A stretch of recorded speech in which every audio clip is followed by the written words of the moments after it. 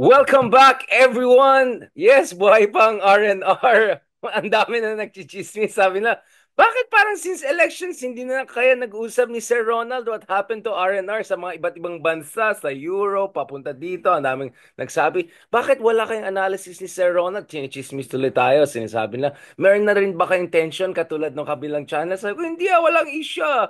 Sabi naman yung mga DDS, sumablay lang analysis na ayun na makipag-interview sa isa't isa. So, Sir Ronald, since last time we met, na akala natin medyo maitlog yung mga kaibigan natin sa Senado, here we Hmm. are. Number 2, Bam Aquino. Number 5, Kiko Pangilinan. Of course, the Akbayan one is even a more pleasant surprise. Best performance ever, right? I mean, hindi naman ito first time na tatlo yung nakapasok, but this is the biggest share of total votes, right? Almost 7%. Kamusta, Sir Ronald? Yes, that's the highest party list votes sa history ng party list system sa Pilipinas. So, hindi lang yan highest, no? Alam ko yung AXIS dati naka 2.6, ito almost 2.8, no? Yung Bayan Muna naka 1.7 before. So ito yung highest so far. Grabe, no? Talagang through the At roof. hindi nila kita sa survey. Which is the first place I want to start with you. Let's be fair to ourselves, Sir Ronald. The reason why you and I were a bit skeptical, and nagte-text tayo, diba? Just before the results were coming, we're both very worried. So just to be transparent, both of us were very worried na baka kahit isa hindi makapasok. We were looking at scenarios of, I don't know, 3 or 4 DDS, 6 or 7 admin, 1 or 2 independent, Villame, Ben Tulfo. And next thing you know, wow, Sir Ronald, number 2 si Bama, number 5 si Kiko Pangilinan. Kailangan ba natin itapon na sa Pasig River yung mga polling agency or baka hindi nila na-capture yung kasi in fairness naman sa polling agency late April lahat. So maybe in the last 2 weeks some big movements happen because some internal surveys I look at, hindi ko na sabihin anong company yan. Sabi niya 21% ng Gen Z and millennials ay nagde-decide sa election day mismo. So baka naman there were certain things na we did not see in the final days at baka that may explain bakit parang sobrang off yung mga surveys. Ikaw, Sir Ronald, anong basa mo? Well, usually kasi nakalagay din naman sa survey results yung undecided eh. Ibig sabihin, naka-factor in din naman yun eh. At wala namang lumabas na ganun kalaki yung undecided para dramatically maapektuhan yung result nung election. Ako naman, I will defer judgment. Hihintayin ko yung kanilang sariling internal analysis. Hopefully, meron silang collective analysis kung ano nangyari. Ah, ang problema kasi sa atin, isa sa binabatayan natin when we analyze ay yung surveys. Di ba? Hindi naman inaasahan na masyado kang malayo dun sa mga surveys. No? Ikalawa, ano yung gagawin ng mga major actors involved sa election? The opposition, the administration, and everything in between. Halimbawa, talagang nag-fumble yung administration. Yung dapat na sila yung pinakamalakas as an incumbent, sila yung dapat nagwe-weaponize ng mga issues laban sa kalaban, yung sila dapat yung may dominance sa machinery, lahat yun hindi nangyari. Lahat yun hindi nangyari. Kaya epic fail. At siguro yun yung topic natin tonight, no? What happened after that? Ano yung ginagawa ngayon ng administration in terms of crisis management? Or else, at the very least, there will be an early lame duck or worse. No, kaya yun yung isang pinanggagalingan natin, no. Ano ba yung dapat ginawa ng mga major actors dito?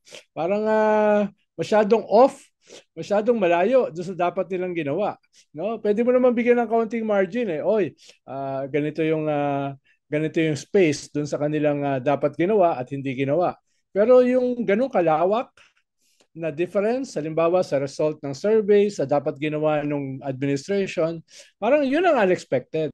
Yun ang unexpected. So Pero mas hindi epic excuse fail yung sa'yo, Sir Ronald, yung admin kaysa yung surveys. Kasi one of we talked to some of the survey people, di ba? In fairness, si Ronald Holmes, I think his understanding is that yung Gen Z vote maybe hindi masyado na-capture ng surveys, youth vote. Sila Cleve, ang argument nila is statistically speaking, 2 to 3% more than standard deviation numbers on average yung nangyari. So talagang even by historical standards, medyo off talaga yung mga surveys in general. Wala naman tayong exit poll last time I checked. So again, mahirap pag-aralan what exactly happened. So we're really trying to make educated guesses here. But before we talk about epic fail of admin and, di ba Sir Ronald, may isang Hidarian na walang nga, sabi niya, dapat si Sarah maging DND secretary na para Oh, yun. dami nagte-text sa akin eh. Sabi ko sinabi ko na yun. Sabi ko, gugulpihin ko yun. No? Sabi ko, dami nagte-text sa akin eh. Sarcastic! Sabi ko, ibalik daw sa kwan. Oh, miss nila yung kwan eh. Na-miss Oo. nila yung sarcasm mo. Ay, No? naku, ayan na naman Pero tayo. ano na, reflective yan sa pagtingin nila sa'yo. This was with Gretchen, no? Kasi Na, hindi nila sila na capable kang sabihin yun. well, I mean, I'm capable of saying many things, Sir Ronald. Wag lang sana ako ma-persona non grata sa QC mismo, baka mamaya. But Sir Ronald, before pag-usapan natin ng epic fail, what are your working theories dito? Kasi, again, you were saying na dun sa surveys, wala na masyadong market vote or undecided. But maybe that was also wrong kasi yung internal consumer sentiment surveys I saw is that actually marami pa rin undecided na Gen Z or pwede magpalit. Kasi if you look at it, marami rin undervoting pala nangyari. Diba? There were a lot of people at the end of the day, they didn't vote 12. There are a lot of people who made certain adjustments here and there. And there's sample ballots. Anong basa mo sa mga sample ballots? Because I saw a lot of sample ballots from Cordillera to Mindanao na Bam Aquino. And Kiko, parati na dyan, Kiko Bam, even if PDP, even if admin, it looks like sinakyan sila ng both sides. They won both sides. Anecdotal yan eh. Anecdotal yan. Pero may possibility na yung mga anti-Marcos, no, na mga Duterte ay mas pinili sila over the Marcos candidates. Pwede rin na yung mga anti-Duterte na mga Marcos people ay mas pinili sila over the Duterte candidate. So, pwedeng ganun. Dahil ang nakapasok yung si Camille naman at saka si Aimee, kahit nandun nangangalib sila, nandun sila sa bingit. Nandun sila sa dulo. Ang talagang dramatic yung pagpasok si Marcoleta na miyembro ng Iglesia ni Cristo, no? Mula dun sa Duterte camp. Yung si Bam at saka yung si Kiko could be several factors. Una, buhay pala. Buhay na buhay pala yung pink wave. Pink movement. Oh, Sir Ronald. Hindi naman boboto ng Duterte nor Marcos. Correct. Diba? So, malaking value added yon kay Kiko at saka kay Bam. Kumbaga sila lang ang dadali nun. At ikalawa, yung pinag-uusapan natin kanina, posible, in the absence of numbers crunching, na yung mga BBM ay mas pinili sila over the DDS at yung mga DDS mas pinili sila over the BBM. Exactly. More than kurot both sides eh. They got scratched. Yung sinasabi na Gen Z na undecided daw, na sana lumabas din sa survey as undecided. No? Hindi ko alam kung ano talaga nangyari doon. No? Pero ang alam ko, halimbawa sa Akbayan, kahit hindi siya ganun kataas sa surveys, no, ay sa mga mock election, sa mga schools and universities, either number 1 siya or number 2. Kumbaga anecdotally, in the absence again of exit polls, forensic analysis dito sa party list votes, ay yun ang na-notice namin na laging number 1 or number 2 ang Akbayan dun sa mga university mock elections. Dun sa mga school mock elections. Ito ba yung mga children? Sir Ronald, what about the children factor? Children, no? May nadaluhan ako ng ilang campus tours, no? Lagi mataas ang Akbayan. Of course, medyo skeptical kami dahil dati kasi lumalabas din yan eh. Pero ngayon, medyo naiiba. Medyo naiiba ngayon, no? Kaya yun yung isang factor. Pero again, wala kasing forensic analysis eh. Ang usapan natin ay mga educated. This is an educated guess, exactly. But Sir Ronald, just to be fair about this, I mean, again, this is anecdotal and it's not representative sample, but I also saw lots of stories online about, and this is not to overcredit people, pero marami nagsabi na ba't yung nanay nila or tita nila, biglang akbayan na rin sila, hindi lang dahil kay children or kay Cheljok no factor, pero kunyari napanood daw nila si Ronald Llamas or si Christian Esguerra or si Haydarian or si Kristan, natuwa daw sila dun sa mga nakikita nilang online kasi halos lahat akbayan yung sinasabi na positibo. So kumbaga, yun baka may effect din palang social media without us knowing. Because again, if you look at the surveys, both the internal and the others, ang lakas ng social media influencers influence nila in these elections almost at the same level of traditional media, at least the numbers I saw. So I want to rule out the possibility na hindi lang Gen Z, baka may mga Gen X or even boomers na bumoto dito dahil baka napanood niya si Ronald Llamas at natuwa sila sa akbayan. I mean, you never know, di ba, Sir Ronald? Again, not to Sana, create sana. drama, but it could be a factor. Sana. Pero ayun nga, wala kasing exit polls. Tapos wala pang talagang intensive analysis ng mga boto. Pero mahirap kasi magbuhat ng sariling bangko eh. No? Kaya Sir, kaya nga sabi ko, I was very clear na this is not to overcredit. Ako, the Chell factor was big, obviously. Chell Jokno being there obviously helped a lot. And of course, yung grassroots movement. But for instance, Akbayan did so well also in Davao. How do you explain that? Is it the organizational presence on the ground? hmm, well, halimbawa nga, kasabay niyan, may mga local candidates na anti-Duterte na nanalo. Halimbawa, si Kakabagaw, nanalo as congressman, no? Sa Mindanao, 'di ba? Na akala natin ay solid Duterte, no? Yung si Bautista, nanalo labang kay Cynthia Villar, 'di ba?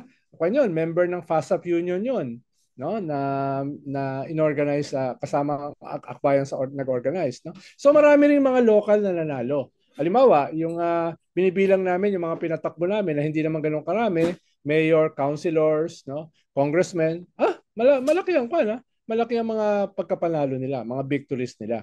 So it could be several factors na nakaapekto. Absolutely, sir. Factors. Just to be clear also. Pero yung dagdag ko lang, halimbawa, yung Risa factor, dahil si Risa lumabas Right. kasama ng bayan sa mga ads, no? At syempre, si Risa ay nag-iisang oposisyon sa Senado, tingin ko malaking factor yon. At siya rin yung campaign manager ni Bam at saka ni Kiko, no? At nung mga allies nila, nakatulong yon, nakadagdag Check yon, no? Chekiban. Organizationally at sa market votes, no?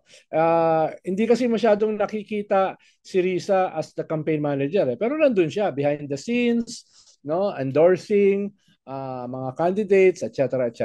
No? Halimbawa, yung mga TV ads ng Akbayan, basically si Risa yung nandun.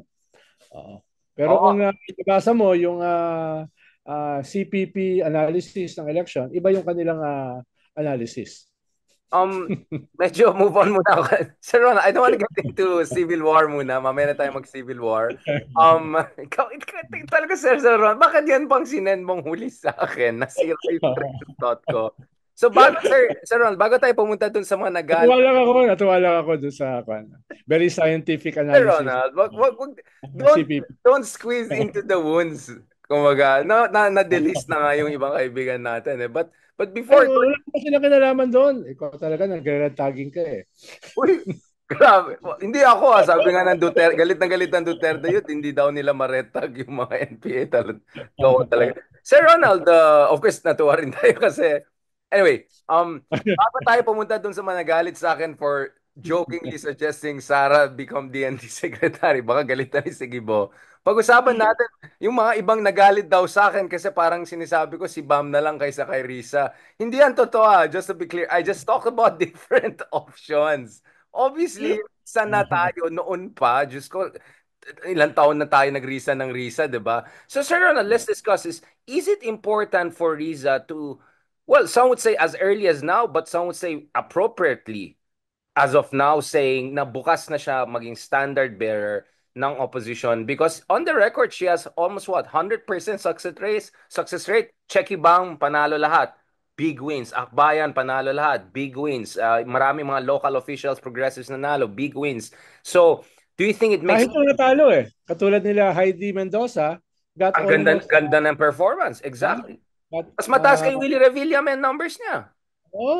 di ba? Got almost 9 million votes. So kahit yung mga natalo, maganda yung showing. Walang Panalo pa rin. makikita, Oo. walang resources, walang partido. No? Kami lang Exactly. yata nag-endorse kay Heidi Mendoza eh. Akbayan lang eh. May mga nagbiro nga, sana tumakbo na lang si Ronald at saka si Trillanes sa Senate. But mamaya na tayo kay Sir Trillanes kasi interesting din pag-usapan yan. Biro yun. Biro Oh, yun. no, kasi speaking of, I mean, the open discussion now is should Trillanes be the next DLG secretary? But as I said, there's a 1-year ban, diba, on candidates who didn't make it. So, anyways, before going to the cabinet reshuffle of, kasi ikaw yung Mm. number one theorist niyan eh, cabinet reshuffle last year mo pa sinabi. Pag-usapan natin to, do you think it was appropriate for Riza as early as now to signal, or maybe this is the right time for her to signal na siya Yes, dapat? yes. Because again, Yes. just to frame where I'm coming from, Sir Ronald, sorry, again, for the purpose of, baka ma-misunderstand na naman tayo. Ang sinabi ko lang is, Bam also has a strong case about what should be the next step, considering how well he has done, electorally speaking. But of course, I've also expressed my own reservations with Bam's strategy or positioning during elections. And Lenny will always be in the mix, at least based on the surveys. So, yun lang sinabi ko. Hindi, I didn't try to push back against anything. I was just saying, I'm just trying to be fair with different options, which is good. Just to say, we have many good options. Well, dapat talaga may mag-scale up or else baka mag-dissipate like steam yung dating dormant na awaken na pink movement at yung mga disenchanted do sa unity team na nawasak na naghahabol ng alternative. Kailangan may mag-harness niyan. At nung 2022, nung natalo si Lenny, ang sabi niya, siya mismo ang nagsabi na pinapasa niya yung baton ng leadership kay Risa. Tapos nitong kampanya, si Risa yung nag-campaign manager para dun sa Kiko Bam team, no? At siya rin yung tumulong sa Akbayan and other candidates sa local. So, yun yung kanya naging role. Kailangan may mag-scale up or else baka kung saan mapunta yung yung movement na yan at yung disenchanted elements ng Uli team. So kung may mag-scale up na leader, bahagi na yan ng consolidation, bahagi na yan ng harnessing, bahagi na yan ng pag-focus going into 2028 na baka mabilis dahil going there ay meron kang impeachment na mangyayari, di ba? So, maraming mga developments na mangyayari in between midterm and 2028. Sino yung leader nitong reinvigorated na pink movement na ito? Sino ang magiging leader nitong mga disenchanted elements ng unity team? So, pag wala mag-scale up, pasa-pasa na naman, process na naman, no?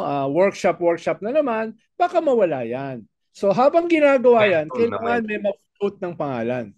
Dahil parang si Lenny, mayor, at ang sabi nga niya, wala siyang interest na tumakbo para sa national position. So, nanalo si Bam, number 2, baka interesado siya. No? Pero yung logical kasi, batay dun sa pinasahan ng baton ni Lenny noong 2022 at yung nag-scale up as senator, practically lone senator dito sa interregnum na ito from the presidency of Digong hanggang kay Marcos ay si Risa. At yung nag-campaign manager dito sa Kiko Bam campaign plus ay si Risa. At yung tumulong sa mga ibang mga puwersa like Akbayan, yung mga local candidates, si Risa. So, illogical lang yon. Pero hindi ibig sabihin na siya na. Siyempre, baka magkaroon pa dyan ng primaries, no? Yun nga, Hirap inisip ko, baka kailangan ng primaries. primaries kung, Kiko kung can iba-iba also make kayo. a case. Yeah, Oh, Kiko also can mas make a madali case. hindi, madali mag-primaries kung isang partido kayo. Pero kung iba-iba kayo, iba-ibang level, may movement, may partido, merong semi-party, hindi ganun kadaling mag-primaries. Di ba? Ang nagpa-primary o Democratic Party o Republican Party, etc. Yun madaling mag-primaries. Pero sa atin, hindi tayo sanay eh. No? At medyo iba-iba yung level ng mga organisasyon. Merong mga organizations, may mga movements, may mga parties, and everything in between. Parang, paano mo ipa-primary yan? No? So, bagaman mahirap, ay baka pwedeng gumawa ng framework para Yeah. magkaroon semblance of a primary para united yung lahat ng forces going into 2028, which will be one of the most decisive elections in our modern history. Absolutely. It could define what will happen for the next decades to come, 'di ba? If bumalik ang mga Dutertes, just to put it very plainly, 'di ba? Which is Yes. not impossible after the very strong performance. So actually nakasabay ko pa si Bongo at si Malu doon sa breakdown sa TV5. Ibang time slot kaya ata eh. But Malu openly was saying lame duck na si BBM but before that Malu, let's talk about Bongo. Si Bongo, interestingly, obviously was asked kasi nag-number one siya, 27 million votes, very strong performance. He was immediately asked about, okay, what's next, diba? And of course, Bongo being Bongo, self-effacing, hindi, focus muna ako sa mga initiatives. But interestingly, he reminded, sabi niya, hindi nga ako tumakbo nung 2022 kahit ang taas ng approval ni Digong, kahit lahat ng suporta. So basically, he was implying na he sacrificed his chance back in 2022. So parang logically ang implication without him saying it is that maybe he should be part of the conversation coming into 2028. So parang may so because that's an interesting dynamic too, right? Bongo also could come out of this race and make a strong case as being the heir apparent or the next in line, especially if Sara, we'll discuss it shortly. Kasi ang basa namin ni Justice Carpio dito is, even if Sara has enough number not to get impeached, if she's damaged politically, meaning, I don't know, binuksan yung bank accounts, lumabas. Bati nga pala yung si Marian Rivera at saka si, pangalan niya, si Chel Jo. Well, Si Chel Jo na nandun sa mga Miggy Manco list. I mean, it's that ridiculous. So I think mm, scenarios, Sarah gets not convicted, but politically undermined. Bongo has a good case to make. Robin Hood has a good case to make, right? So I'm just saying, sobrang interesting because on both sides, baka kailangan ng primaries because they have many good options. yeah, pwedeng mangyari 'yon. It's a distinct possibility. Ang sinasabi lang naman natin, hindi automatic na dahil nag-number one ka sa Senate, katulad ni Robin Hood Padilla at saka ni Bongo, ay napakalaki ng chance mo for the presidency. It doesn't happen that way. No? Karamihan, if not all, na nagtap ng Senate ay hindi nanalo as president or vice Bong president. Revilla didn't even win this time. Cynthia Villar didn't even win sa local ngayon. Grace Fu Hmm. obviously lost back in 2016. You're right. But I'm just saying it gives you that confidence, right? It gives you Yeah. some sort of a pizzazz or panache, right? So, yun lang sinasabi ko. So if you're looking at this race, parang if you're Sara, parang, Bongo is doing very well, di ba? And if you're Bongo, like, yeah, I did very well. Dalawang race na I got more than 20 million votes. The highest vote. Ang laki nga ng agwat niya sa lahat. 27 million, 20 million lang si Bam, di ba? But Sir Ron, I want to focus again on the reason na aspect. Um, don't you think it will also make sense to look at surveys before making decisions on this, aside from also looking at, again, we just talked about how surveys get it wrong, but viability obviously is an issue here, right? And some people are saying Lenny pa rin yung viable. Some are saying, wait, maybe Bamna is really the next one, di ba? Maybe Lenny should focus on mayor. So what I keep on hearing is, from critics, or not necessarily critics, people who may not share our point of view, Ronald, because you and I, we have been saying reason na matagal na. Senator Trillanes has been saying that matagal na. Pero usually lang sinasabi ng tao is that iba pa rin yung charisma ni Lenny, or now Bam may have the way forward. And basically, ang idea is that maybe Rizad still doesn't have that presidential charisma thing. Ang basa ko naman dyan is that's a very problematic argument because we know branding is something that can be worked on, di ba? I mean, just look at the transformation of the late Miriam Defensor over time, right? And how, what was seen as a liability became her ultimate, weapon, right? She turned that, yung criticism na a little bit unhinged into like palaban and all of that. So we have many, I mean, even Lenny, right? Her brand kept Even on Lenny. Even Lenny, dahil exactly, her hindi naman brand siya kept on mataas before. improving. Exactly. So, Kasi can we nasa discuss kanyang that, switch Sir to. Ronald? Can we discuss the Nasa brand issue? Kaya depende naman yan eh. Paano nung sumulpot itong reinvigorated na Pink Movement at yung mga disenchanted sa Uniteam ay hindi naman candidate si Risa. So hindi pa tested eh. No? At wala namang survey para pa sa presidential preference going into 2028. Who knows? At ikatlo, baka kinakailangan din mag-ayos ng survey firms bago sila pumasok sa mga bagong surveys, no? Exactly. Going into 2028, no? Parang kailangan din nila yung sinasabi nating forensic analysis ng kanilang methodology. Postmortem. Pati sila Yeah. kailangan nila ng postmortem, hindi lang mga polit. But I think, So, Ronald, finally, parang there'll be a yan. postmortem, no? Postmortem yung opposition, no? Yes, pero maraming variables at play. Yun yung mahalaga, no? At ang politika naman hindi naman siya exact science eh. Hindi naman siya exact science. So, maraming mga variables na titingnan mo going into 2028. At malaking bahagi niyan is guesswork eh. No? Malaking bahagi niyan is guesswork. Malaking bahagi niyan is uwido, no? Katulad na nakita natin, yung mga naghahanda ng mga kampanya, sila yung natalo. At yung mga hindi naghahanda, sila yung biglang sumulpot ng mga winner. no? So iba yung kwan sa atin dito, iba yung politika sa atin. With very weak institutions ay hindi ganun minsan ka-predictable yung resulta ng ganitong klaseng defining elections. Defining elections. Yeah, but Sir Ron, 'di ba? I mean, historically naman alam natin whether it's Mitra, whether it's the case of like ang daming mga cases na well organized, Binay for instance, and eventually they faded away come the Venetia, right? Ang daming cases na mga well organized years ahead and there's Gibo even, right? Back in the day. So I'm From not surprised. Mitra, from Exactly. Mitra, Mitra to exactly. Indonesia to Bilyar. Bilyar, exactly. Daming sumablay, So, 'di ba? makikita natin yan. Kaya, Cosmo, si Pinoy, di ba? Out of nowhere siya nanalo, di ba? I mean, that was a big surprise. Kung also. kung no, era pas no machinery, no, uh, walang political party, walang mga politicians na sumuporta sa kanya nung siya ay tumakbo, no, etc. etc. So maraming ganon. No? So between now and 2028, susubukin nating pag-aralan yung mga variables, but then again, malaking significant part niyan ay guesswork. No? Well, okay, ganito. Ako, the way I say contingency, right? There are always gonna be some wild variables na hindi mapapredict ng systems, whether it's analytics, whether it's proper political analysis. But having said that, Sir Ronald, I think one thing we still learned is that malakas yung base pa rin ng mga DDS. The Duterte side performed pretty well.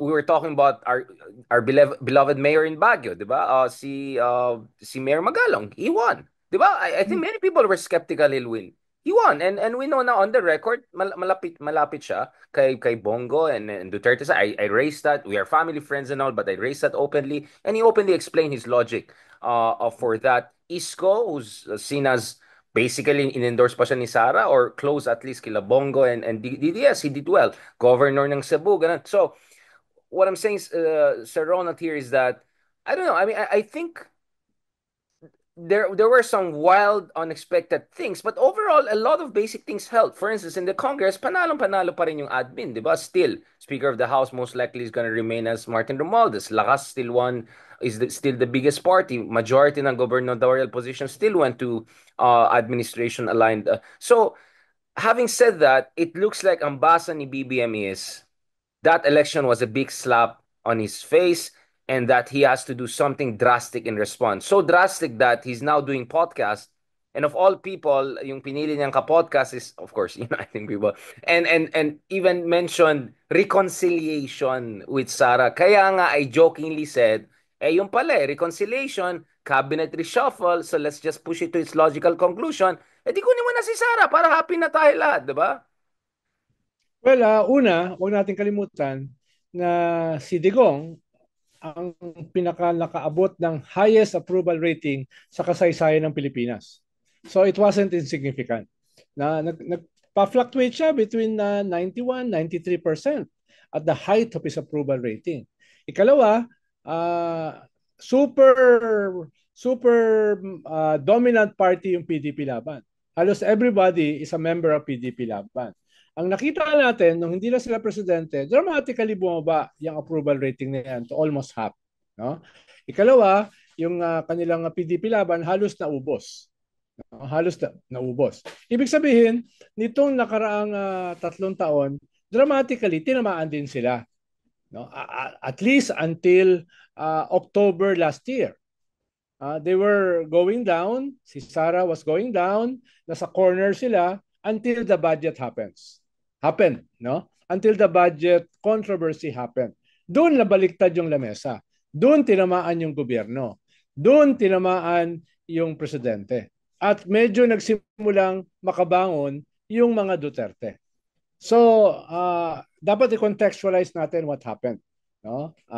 Pababa sila noong October hanggang October, medyo nagbago because of the budget controversy, no?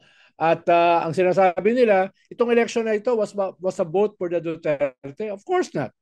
Paano? Andun nga yung reality ng mga pink eh. Nandun nga yung reality ng akbayan. Nandun yung reality ng mga disenchanted both sa Duterte at saka sa Marcoses. Absolutely. So, mali yung ganong klaseng paliwanag. Mali talaga yan. Mali talaga. Sir, ako ang basa ko talaga dito. Variable na pumasok eh. I think we have mabago. exactly the same take. Ako, simple lang argument ko dito is, nabugbog ang alyansa from both sides, right? Dun sa side ng mga kaibigan natin na progressive, yung worst budget ever issue, right? Whether it's Cielo Magno, whether it's other progressives, minention nila yan, yung ayuda issue, PhilHealth issue, Justice Carpio was very much on top of that. I don't think nag-respond ng mabuti ang gobyerno sa mga issue na yan. I think mali talaga. And then, sumama pa tong ICC issue na to, and then sablay yung explanation and justification. So kumbaga bugbog sila from both sides and then naging complacent sila kasi may makinarya sila. But napaka-mediocre naman yung Alyansa members. A lot of them are washed up na yung iba, di ba? And hindi sila organized. I mean, there are even people who are blaming Toby, for instance, for his campaign manager. I heard it from internally na may mga Yes. galit kay Toby na pumalpak daw yung Pero campaign. yun yung pinakamalaking factor dito. But hindi nila na-weaponize yung mga issues na pwede sanang gamitin against the Duterte. Halimbawa, foreign policy. Strong point yan ng Marcos government. 90% ay galit sa China. Bakit yung nag-number 1 at nag-number 3 ay mga pro-China candidates, pro-China senators? But hindi nila na-weaponize yun. Ang laki nung galit sa China, sa ating population. No? Ikalawa, itong ICC. Bakit si Digong yung naging biktima ng human rights violation? Bakit si Digong yung naging biktima ng kawalan ng rule of law, due process, etc.? Bakit hindi mo na-weaponize yung mga biktima in their thousands? Families, parents, Humanize sons, rather, like humanize them so that humanize and then Digong, oh. weaponize them Yeah. against the Duterte. Bakit hindi mo nagamit yon, di ba? Yung mga sinasabi ng presidente during the campaign trail na na-mismanage yung COVID, na massive graft and corruption, lalo na doon sa Parmali, etc. Bakit hindi na-weaponize yun? Ba't hindi man lang yun binanggit ng kanyang mga kandidato in the nung campaign trail at yung kanyang cabinet secretary na tahimik, hindi man lang ginamit yan, no? Doon sa kanilang particular departments at saka niches, di ba? So parang talagang napakalaki ng kakulangan ng Perfect gobyerno. storm, yeah. No? Perfect storm, yeah. Oo. Not only because ginamit ng mga Duterte yung issues nila against the Marcos government, but because the Marcos government failed to use these issues against the Dutertes. No? And by the way, Sir Ronald, we have been saying this forever, right? We saw these weaknesses for admin for a very Years. long time. The only reason lang na we thought the admin will do better slightly is because of the surveys, right? Pero honestly, these weaknesses, you and I have been, nakailang episodes na tayo nasabi natin.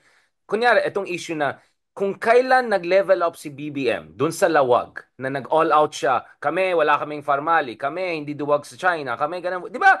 And then walang follow through yung alyansa. Walang Wala. follow through. Wala. Wala. And then naiwan sa Wala. si BBM. So actually, Wala. his team failed him. His campaign team failed BBM also. So, Tapos yung campaign manager mo, ang sinisisi yung impeachment. Yung campaign manager ng alyansa, sinisi lahat. No? Maliban sa sarili niya.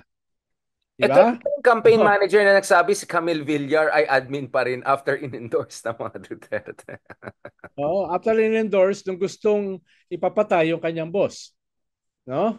That was Yun yung, postmodern. That was very postmodern. Pero another elephant in the room ay yung kawalan ng reform package.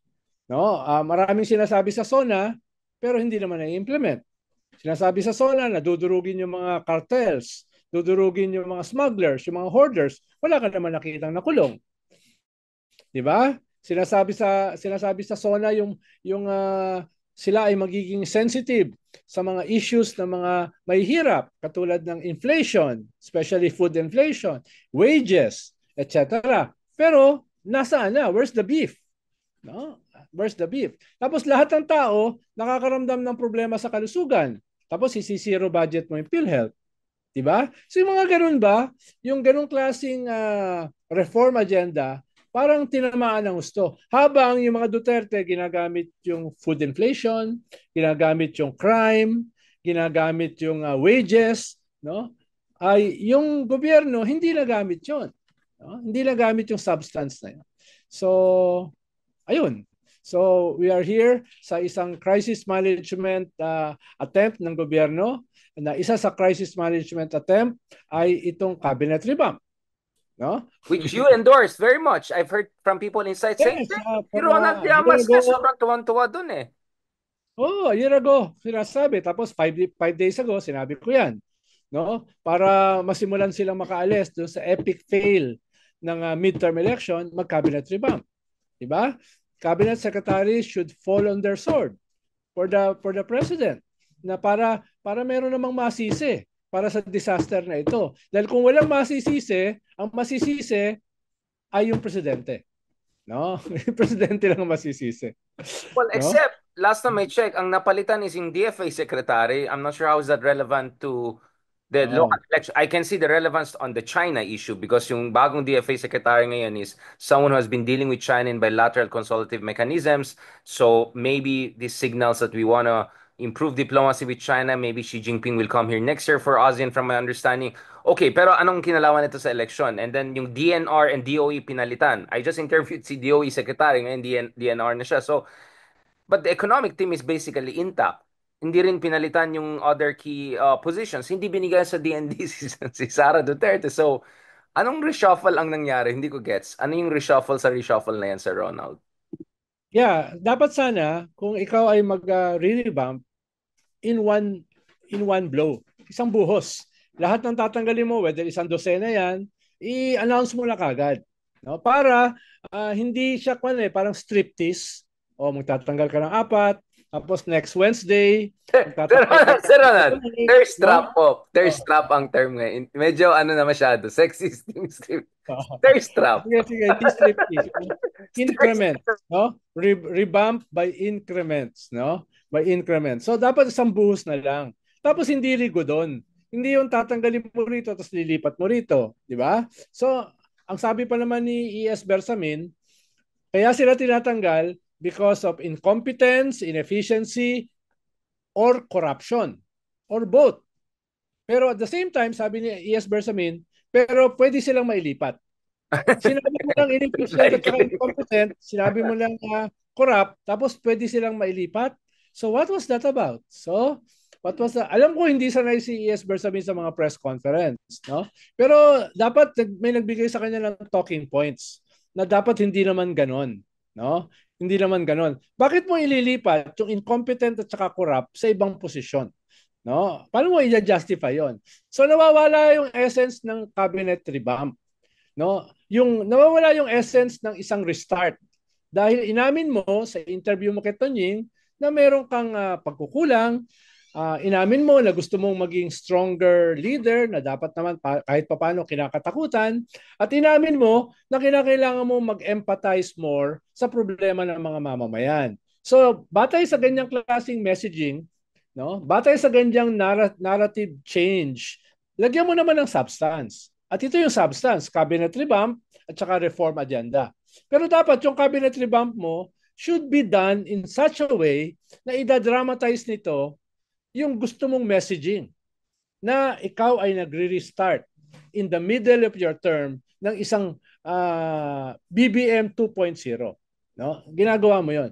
Pero kung ginagawa mo yung cabinet revamp by increments, 4, tapos 6, tapos 8, no? Parang nababawasan yung impact. Tapos ilalagay mo pa, ano kinalaman yung energy secretary na walang nagawa para pababain ang presyo ng kuryente? Anong kinalaman yung environment, no? Usually nga may contradiction yung energy sa environment dahil yung ating primary energy source ay fossil fuel. So, hindi ko masyadong maintindihan, no? Bakit dun siya inilagay, no? Yung ba ay face saving, graceful exit, or merong mga naglalabi? Yun yung problema, Richard, na kung gagawin mo yung cabinet revamp ng by increments, halimbawa, over the weekend, yung mga interest groups, yung mga backers nitong mga cabinet secretary na pwedeng matanggal, maglalabi yan. Dapat hindi mo bigyan ng space para sa lobbying. Dapat hindi mo bigyan ng space para sa ganyang klaseng pressures. Dapat in one blow, tanggalin mo na. So wala nang maglalabi. Dahil natanggal mo na eh. Ngayon, as we speak, ang daming lobbying na nangyayari. Yeah, kaya nga sabi ko, okay, how does changing DFA secretary help with this issue? How does just reshuffling energy for environment help it? Your core economic team is completely intact, no change there. The only one I can think about is Menardo Guevara, right? Kasi parang sabi ng iba, basically this was a trap to take out Menardo Guevara and your favorite, Bersamin. There were expectation na si Bersamin ay papalitan din. Tatanggalin si Bersamin. Yun nga eh, Hindi but people Yan, thought baka sudyado yun ko yan. lang. Hindi siya tatanggalin. No? Oh, si Guevara nga, hindi pa siguradong tatanggalin. Yun ang dapat inuna. No? Ikalawa, sabi ko nga doon sa isang interview kahapon, kung ayaw nilang galawin yung economic team para daw sa continuity, no, etc. Dapat man lang isang bahagi ng economic team ay maging fall guy.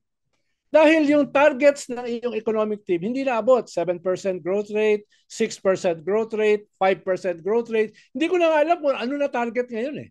No, ano na target ngayon. So somebody, no, has to pay for that. If not the whole team, Finance, oh, either finance, Department of, well, NEDA is now National budget, Development Department, no, or NEDA, agriculture, or hmm, agriculture. oo. So, halimbawa, agriculture is bringing down economic growth. No? Tapos yung mga promisa ng presidente sa agriculture hindi naman naaabot. So, at the very least, kinakailangan may fall guy diyan, no? Kung hindi yung secretary, at least yung mga undersecretary. Or else, yung buong problema sa agriculture ay sisisihin yung presidente. Yung buong problema sa economy, sisisihin yung presidente. Yung buong problema sa tourism, na target ay pre-pandemic Ay, isa levels pa na 2 yan. million Pumaktak ang tourists. numbers, yeah. Ngayon ay 5 million lang. Yeah. Sinong sisihin doon? Ang sisihin yung presidente. Yun yung purpose ng cabinet revamp. Para mawala yung onus sa presidente.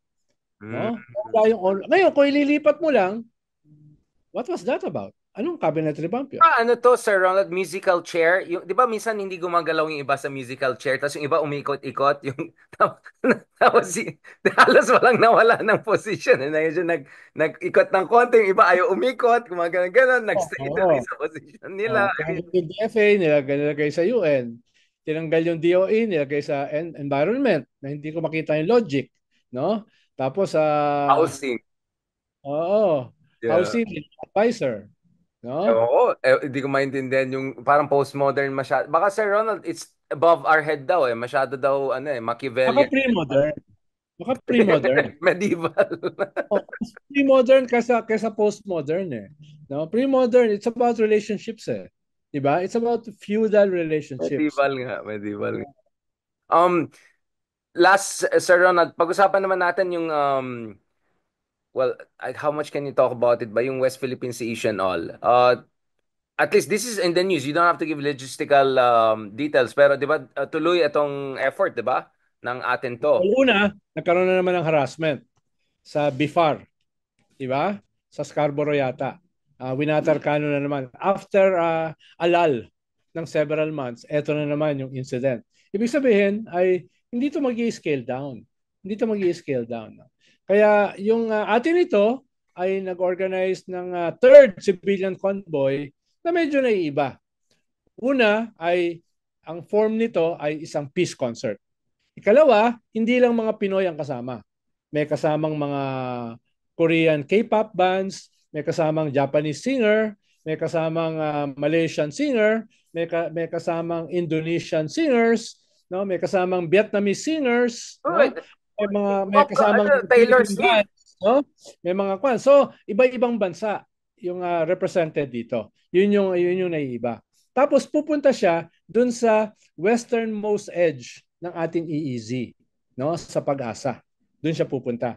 Ang alam ko ngayong gabi ay aalis sila papunta ng El Nido at doon magkakaroon ng isa ring concert sa El Nido. Pero sa dagat.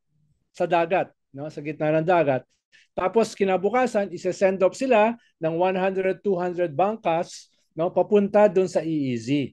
Palabas ng ating sovereign waters. Ano yung mga bangka hindi na pwede sa sa high seas eh, no? Dahil masyado na maalon 'yon. So ihahatid sila tapos yung mother boat, yung mothership ay tutuloy na sa Pag-asa. At sa Pag-asa, sasalubungin naman sila ng mga mangingisda galing sa Pag-asa Island. At doon magkakaroon ng another concert, ng main concert sa gitna ng dagat.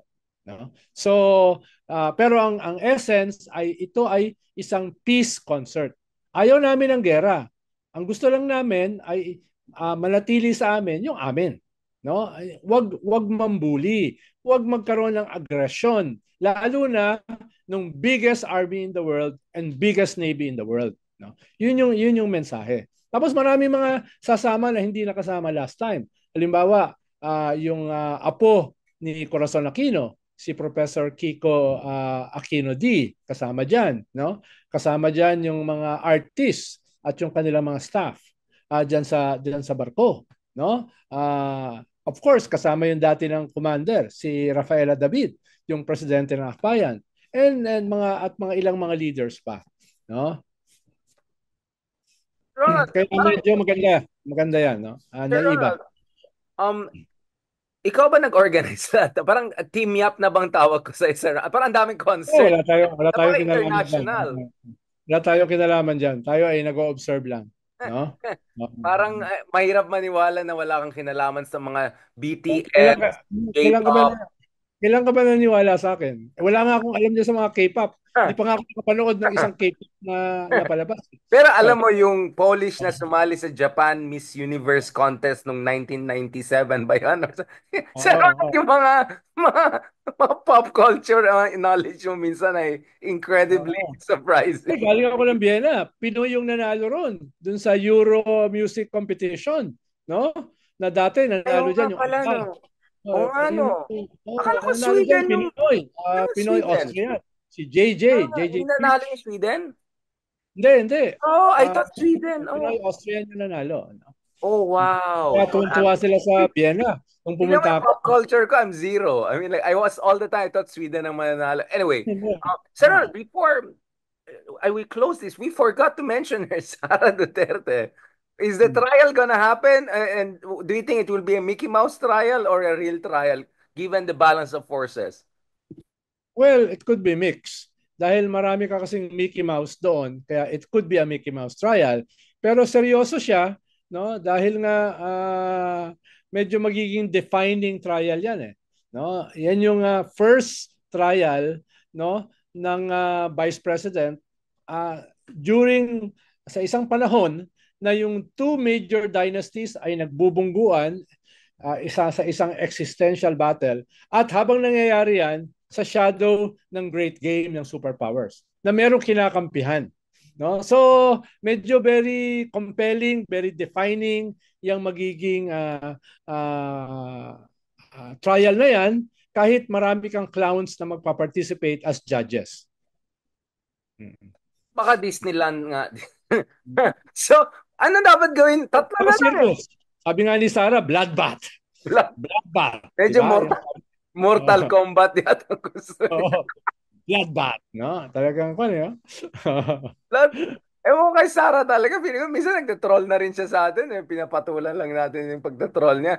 But so what can Kiko, Riza, and Bam do? Tatlo lang silang vote. Can they have any effect? Given the Well, numbers. win or lose, pwede nilang gawing opportunity yan to shine. Lalo na kasama sa prosecution, allies nila. Si Laila at saka si Shell. So, if they play their cards right, pwedeng magandang campaign going to 2028. Diba? Win or lose. Minsan kasi yung pagkatalo is better than a victory. Katulad ng victory ng unit team. No? It unraveled almost overnight. Tapos yung failure Big o yung victory, yeah. defeat ng Pink ay naging glorious defeat na hanggang ngayon ay merong impact. 3 years later. So, win or lose sa impeachment, it could be very defining para kila Risa, para kila Kiko, para kila Bam, at And para Chel kay Chok, Chel, no? at And kila Chel and Leila. Layla. And Layla, Sila yeah, yung exactly. prosecution. No? Exactly, Kaya exactly. hindi yan magmamonkey business at hindi yan clowns. Hindi yan magmi-Mickey Mouse. At dahil marami Mickey Mouse, magsha-shine sila. Di ba? Parang tayo. Dahil nagsha-shine tayo, dahil marami sa mga katulad natin ay medyo kinakapos. No? So, Hindi, Sir Ronald, Mortal hindi Kombat dahil tayong dalawa eh. hindi dahil magaling tayo, no? Wala akong sinasabing gano'n, no? Hindi dahil magaling tayo. Dahil Sige teka lang, nga Sir ba? Ronald. Hindi ko na alam. Baka malubog tayo na malubog Oo sa nga, community. I think we can close the night, Sir Ronald. Pagod ka, baka may Oo, sasabihin ka. oo. Let's Para just mabawasan yung galit sa atin, no? Sir Ronald, we're just reminding everyone of our sincere humility, 'di ba? Hindi tayo nagbuhat ng bangko. Nung binuhat ko Oo. ng konting inch, binaba mo kaagad. Pangalawa, Oo. sinasabi natin na hindi tayo magagalit. Self-deprecating, di ba? Oo. Oo, self-deprecating. Tawag nga sa akin ni Gretchen Ho ngayon, pandit na lang eh. Medyo nada-downgrade ako every time ako na-interview eh, from political Hindi science. ako, kinukuha ko na lahat eh. Pag pinapakilala akong political pundit or analyst, sinasabi ko, una, ang political analyst, no, ay dapat graduate, no? Ikalawa, may nasulat. May nasulat, no? Sa libro Ikatlo, or ay something. may detachment, may objectivity, di ba? Ay, May, meron tayo may, niyan, Sir Ronald. Meron oo. tayo. At ikapat, well paid, no? Yun ang medyo... Yung lahat ng yon, yung lahat ng yon, well, wala ako. No, yung lahat ng yon wala ako. Kaya sabi ko, madalang ako political alaskador, political Ayun. hack. Oo, Mickey para Mouse analyst. hindi Mickey naman Mouse. magalit sa akin yung mga iba dyan na nasasabi, papanggap lang ng analyst yan, no? Doon sa, kwan. Ayun naman hindi ko ginagawa, magpanggap. No? Okay. I call a spade a spade. Oo. Sir Ronald, real talkers tayo, real talkers. On that note, I hope everyone is reassured na friends pa rin kami ni Sir Ronald. Kasi di ba, ang tagal na natin hindi nag-uusap, Sir Ronald. Hindi tayo nag Parehas tayong travelers eh. No, Oo parehas eh. tayong travelers, no? We are Oh. nomads. We're nomads, Sir Ronald. We're the Marco Polos of ano, we're the romantics. Lord Byrons. So, wait lang, baka mga yung sasabihin na naman ako, Sir Ronald. So on that note, Okay, rest. okay na yan.